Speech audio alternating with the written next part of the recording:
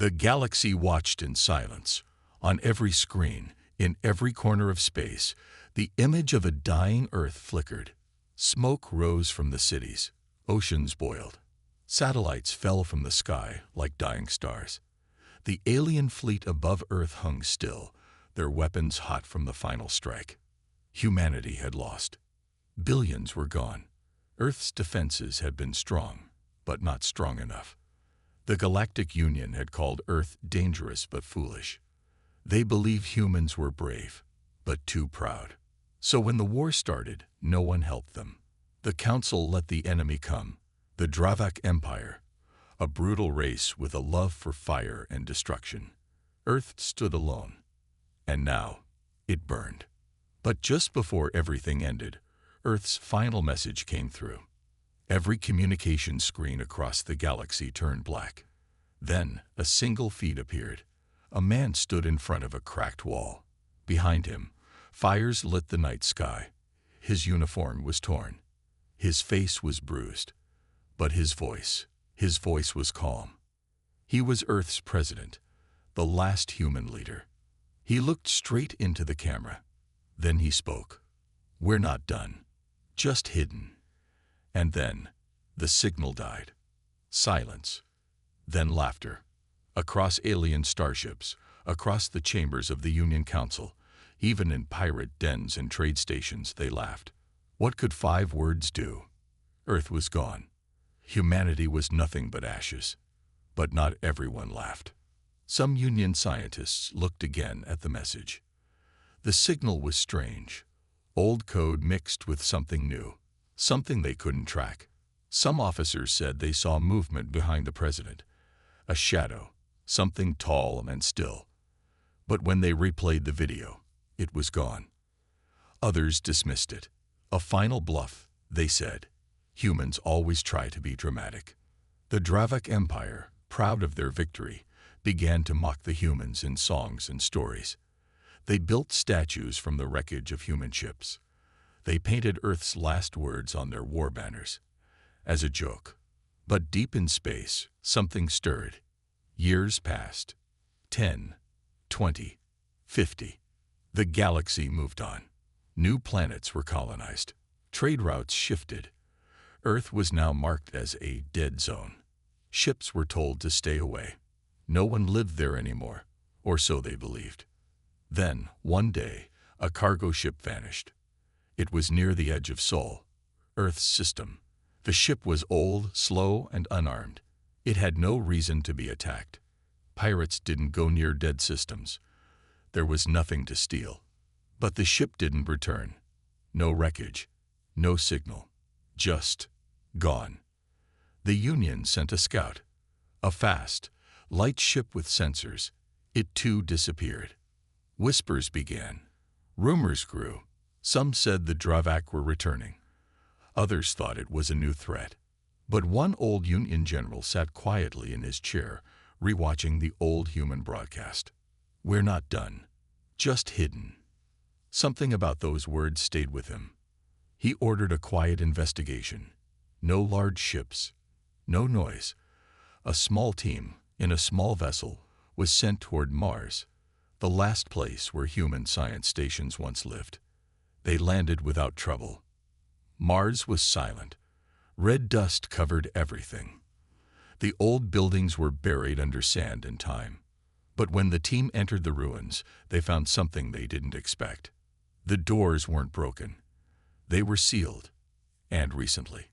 Inside, the air was clean. Power systems hummed softly.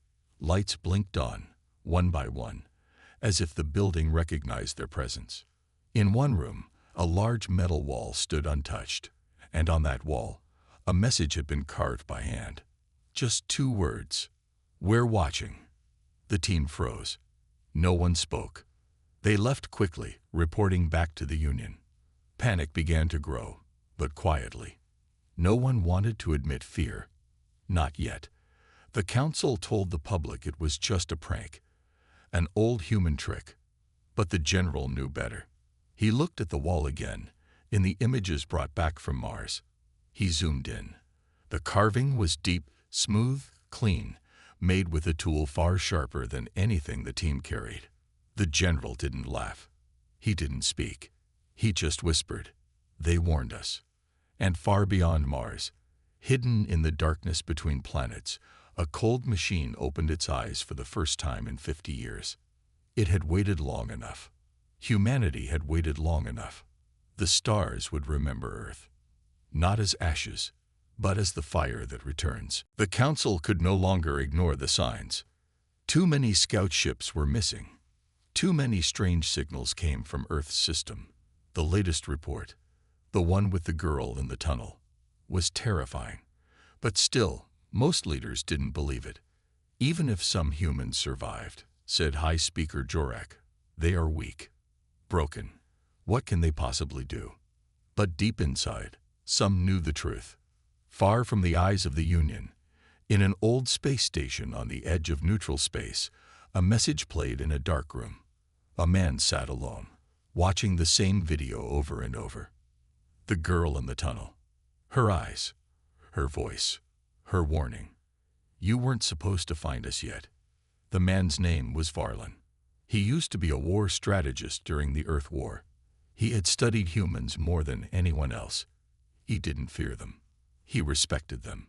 And now he was afraid. "They're planning something," he whispered. He opened an old file from decades ago, a human project called Black Echo, a final defense system. No one knew what it was. No one had ever found it after the war. Many believed it was never completed. But now, Varlon wasn't so sure. Meanwhile, near the edge of a dying star system, a ghost ship drifted through space. It had no lights, no signal. It had been floating for 50 years. Suddenly, its engines came to life.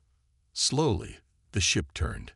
Its metal was black, built with strange alloys. Its surface was smooth.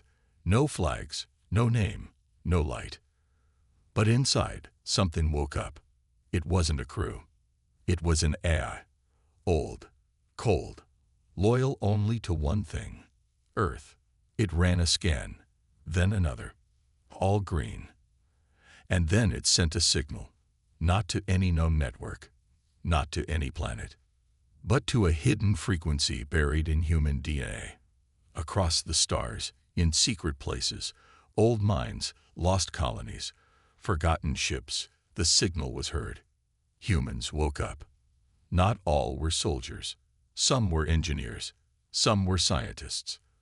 Others were children of war, trained in silence, raised underground. They had waited. Now they moved. In the dark parts of the galaxy, hidden docks lit up. Metal doors opened. Giant chambers unlocked. And from within, ships began to rise. Ships that had never been seen by any alien eyes. The sleeping fleet. They weren't like old Earth ships. These were built in secret. Faster, smarter, invisible to normal scans. Designed not for defense, but for revenge. One by one, they gathered near a dead moon outside the Sol system. No lights, no sound, just silence and power. Back in the Union, panic was growing. A scout probe sent near Jupiter had returned damage.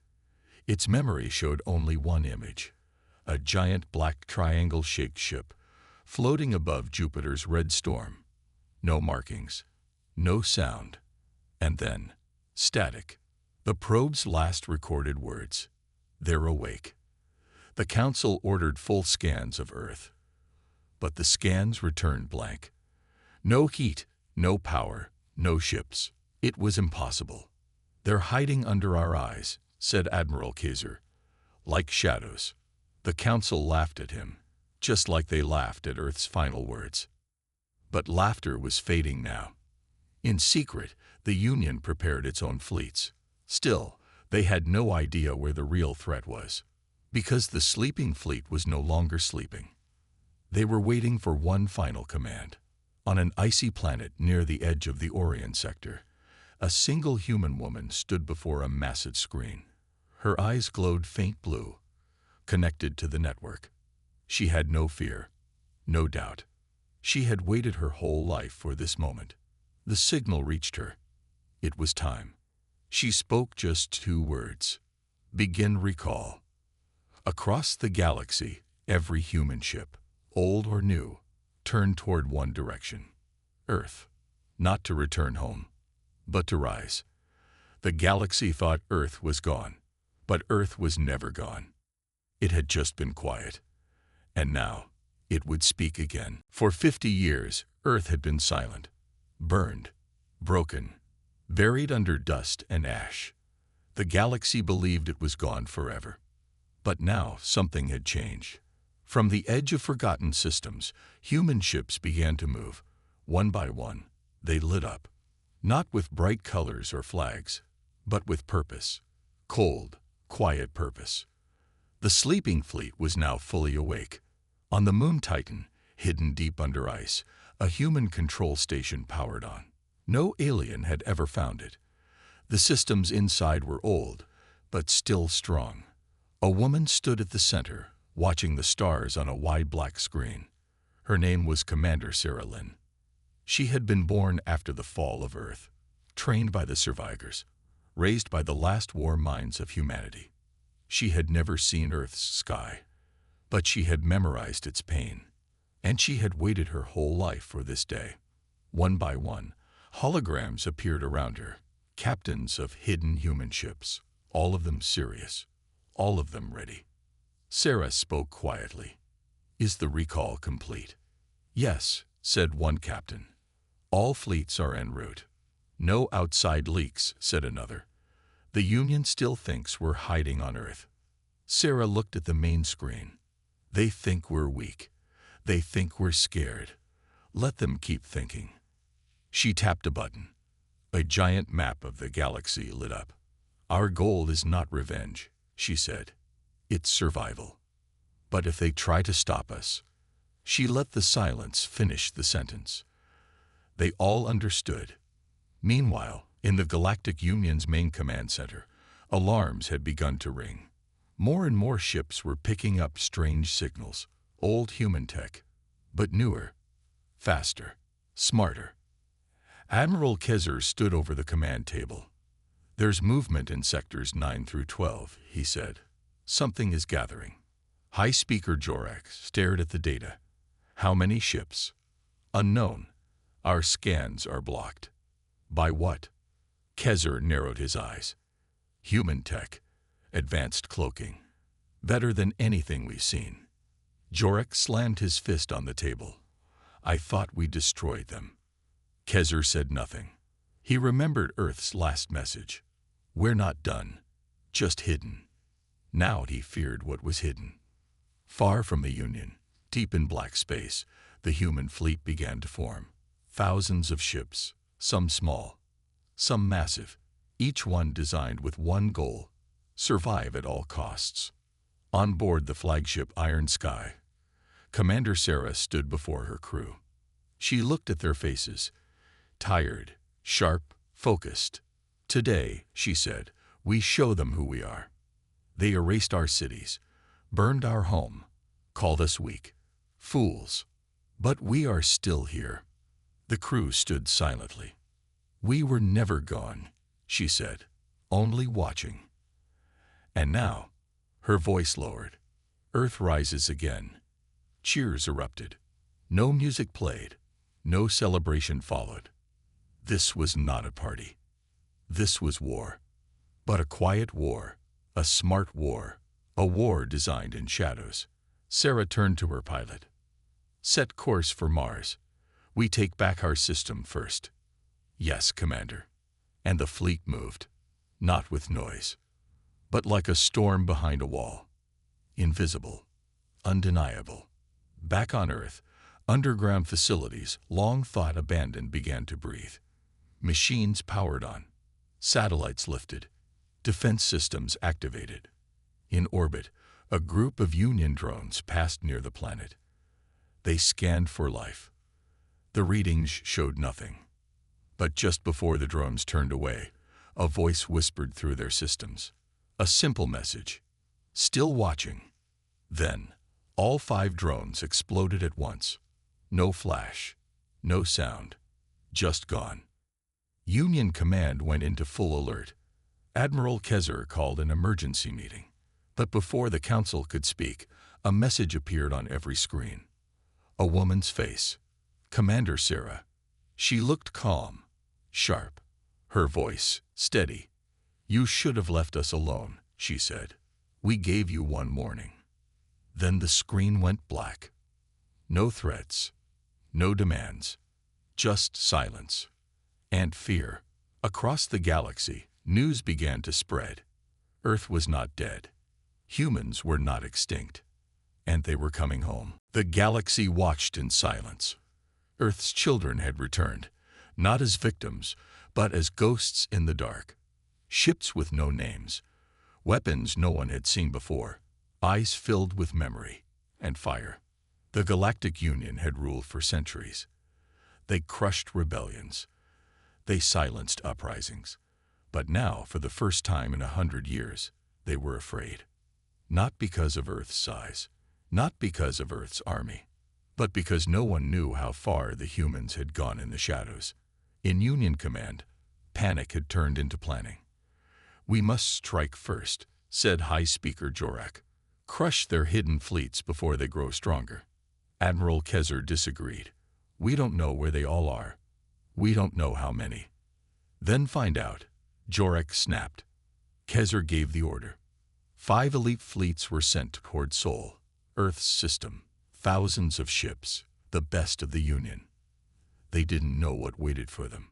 Near the orbit of Mars, the first Union fleet arrived. They moved carefully, scanners active, weapons ready. Nothing appeared. "Clear skies," one captain said. No activity. Then, the stars shifted. One by one, black shapes emerged from the darkness. Massive, silent, human ships, thousands of them, but not from Earth. They had been waiting beyond the asteroid belt, behind cold rocks, hiding in the shadows. The humans didn't speak. They didn't warn. They attacked, not with brute force, but with precision. Union ships began to vanish, not explode. Vanish.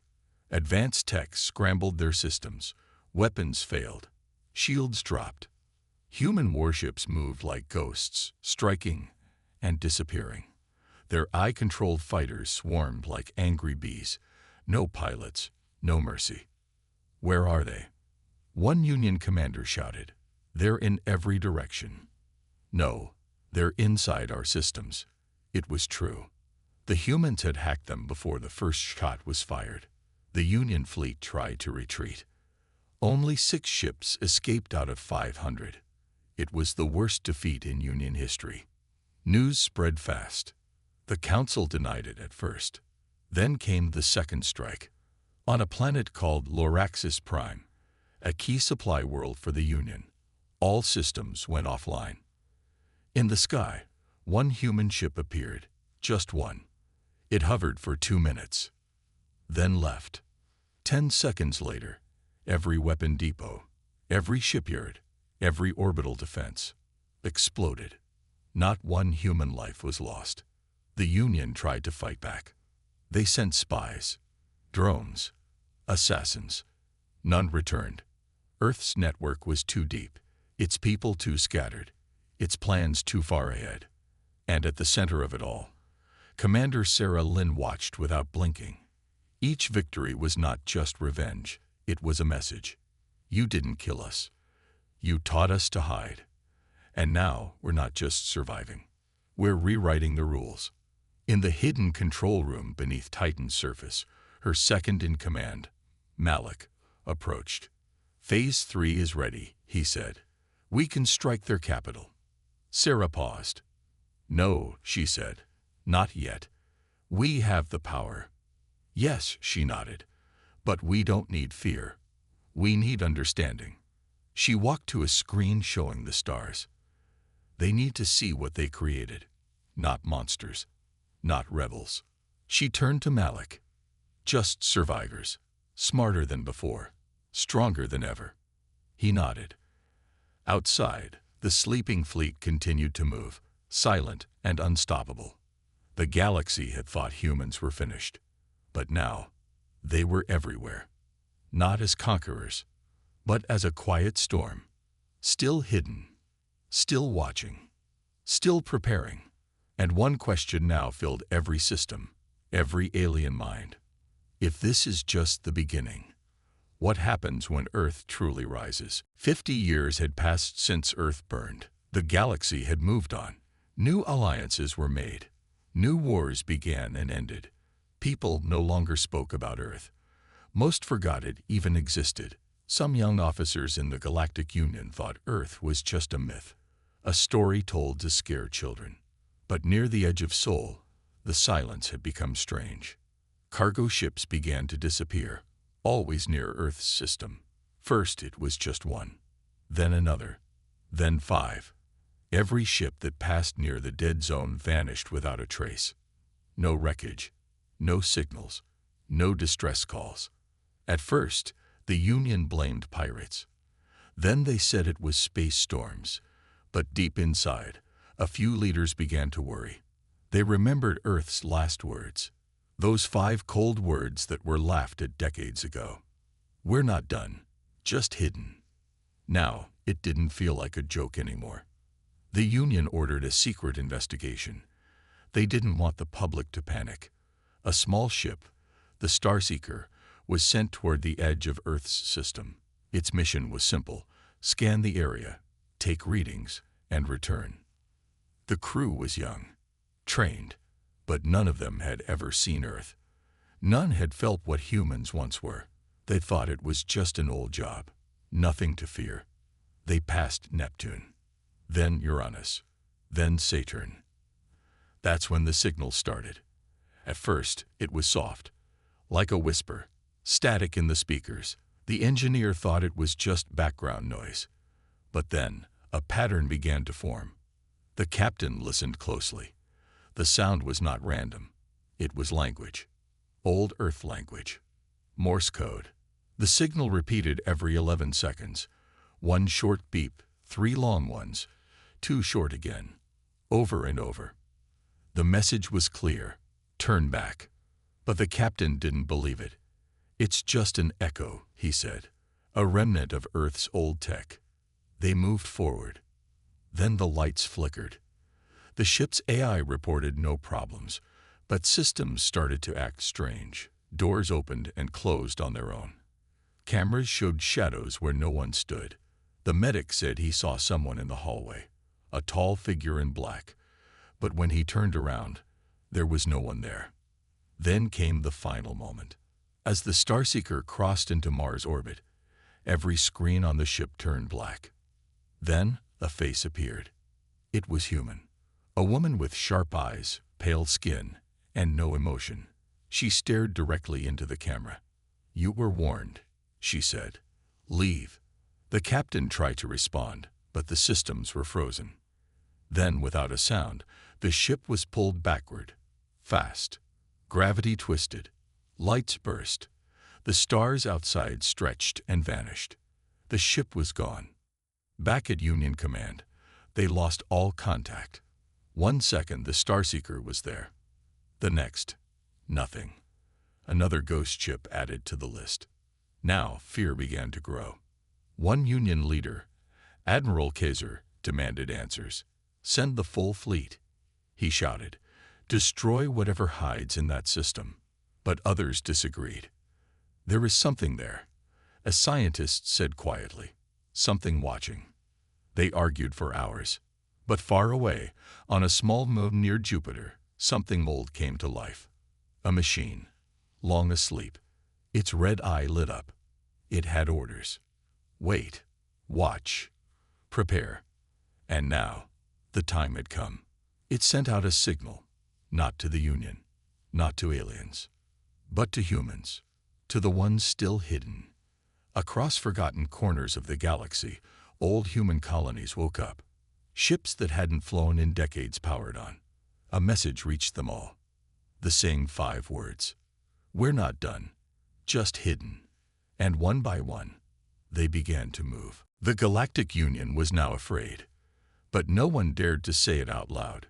Too many ships had vanished near Earth's system. Too many strange signals. Too many questions. Still, The Union couldn't admit the truth. That would mean they had made a mistake by letting Earth die. That would mean the humans might still be out there, waiting. To calm the growing fear, the Union sent a new team. This time, it wasn't a full ship. It was a small, elite scout group, 5 soldiers, trained for deep space operations. Their mission was simple: land on Earth, find any remaining tech or survivors, and confirm the planet was truly dead. They were led by Commander Vexar, a cold and logical officer. He didn't believe in ghosts or human tricks. "We'll land, scan, and leave," he told his team. "There is nothing alive on that dead rock." They entered Earth's orbit quietly. From above, the planet looked ruined. Gray clouds still covered much of the surface. Fires were long gone, but the scars remained. Cities were broken skeletons. Forests turned to ash. Oceans were darker than before. The shuttle landed near what used to be Washington, D.C. Everything was silent. No wind, no birds, no movement. They stepped out in full armor. Their scanners showed no life, no heat, no sound, nothing. For hours, they searched the ruins. Dust covered everything. Buildings had fallen long ago. Roads were cracked and empty. But then one soldier, Private Rao, found something strange. An old tunnel, hidden under a collapsed building. The scanner showed heat and power. "Sir," Rao called out, "there's something here." The team gathered. They forced the door open. Inside, lights blinked on. The tunnel was clean. Too clean. "It's not ruins," one soldier whispered. "It's active." They moved deeper, weapons ready. The air was warm. The walls were metal, smooth and cold. Machines hummed around them. Someone had built this long after Earth was attacked. Suddenly, their lights flickered. Then, a sound. Footsteps. "Who's there?" Vexar shouted. No answer. Then, out of the shadows, a child stepped forward. She was human. A girl, no older than 10. Pale skin, dark eyes, hair cut short. She wore a strange uniform, black with silver markings. None of the soldiers moved. She looked at them, not scared, not surprised. "You're early," she said. "What do you mean?" Vexar asked. She tilted her head. "You weren't supposed to find us yet. Where are the others? Who's here with you?" he demanded. The girl stepped back slowly. "They're not ready to meet you. Not yet." Rahl stepped forward. "We thought Earth was empty." She smiled. "That's what we wanted you to think." "Why?" Vexar asked. She didn't answer. Instead, she pointed at the wall. Carved into the metal were the same 5 words. "We're not done, just hidden." And then, in a blink, she was gone. No door opened, no footsteps, just gone. The tunnel went dark. The team rushed back to the surface. Outside, the sky had changed. A strange light moved behind the clouds, as if something massive was hiding above them. They didn't stay. Back in orbit, their ship quickly pulled away from Earth. Commander Vexar reported everything. The tunnel, the machines, the girl. But the council didn't believe him. "Impossible," they said. "No humans could survive. Not for 50 years. Vexar stared at them through the screen. She looked at me like we were the ones in danger. The council ended the call. In a quiet room far below the council chamber, an old general sat in silence. He had once fought in the Earth War. He remembered those 5 words. And now, they echoed again. Not just words, a promise, a warning. And across space, deep in the black, more signals began to spread. Soft at first, then stronger. And with them, a whisper. Wake the others. The humans were not only alive, they were preparing. The galaxy was no longer laughing. The Union's fleets were shattered, their pride broken, their systems trembling. For years, they ruled without question. But now, They asked only one thing: how did humanity survive? The answer came slowly. Not through more attacks, not through more death, but through silence. Earth's ships had stopped moving. No more strikes, no more messages. They simply waited, and that was more terrifying than any weapon. In the Union Council chamber, High Speaker Jorak stood alone. His voice had lost its power. His advisors were gone, resigned or dead. Across from him stood Admiral Kaiser, tired and silent. "This is what we feared," Jorak said, his voice shaking. "They've returned for revenge." Kaiser shook his head. "No, they could have destroyed us already, but they didn't." Jorak looked confused. "Then what do they want?" Kaiser paused. "Maybe to be left alone. Or maybe they want us to understand what we did." Suddenly, every Union system flickered. Every screen, every satellite, every public display. A message appeared. Not from a ship, not from a government, but from Earth. The screen showed images: burned cities, fallen children, screaming skies, Earth's last days. Then the voice of a girl, the same girl from the underground tunnel years ago. "You thought you ended us. You didn't. You thought we died in the fire. We didn't. You thought silence meant defeat. It didn't." The screen changed. Now it showed human children in secret schools, engineers building ships in ice caves, pilots training in darkness, survivors holding each other in silence, in hope. The voice continued. "We waited. We learned. We grew. You built an empire from our ashes. We built a future from your mistakes." The final image appeared: a restored Earth, blue skies, green lands, clean oceans, a home reborn, not for war, but for life. Then the voice said one last thing: "We are not here to rule. We are here to remind you. Never mistake silence for weakness." And then the screens went black. No threats, no demands, just truth. Across the galaxy, billions watched in silence. Many cried. Some feared, but all understood. The humans had not returned to conquer. They had returned to show what survival truly meant. In the hidden control station on Titan, Commander Sarah Lynn stood quietly. Her mission was complete. Malik stepped beside her. "What now?" he asked. She smiled, just a little. "Now, we go home." And across the stars, the human fleet began to turn. Not toward war, but toward peace. They had nothing left to prove. Their final words had already been spoken. And the galaxy had finally listened. End of story.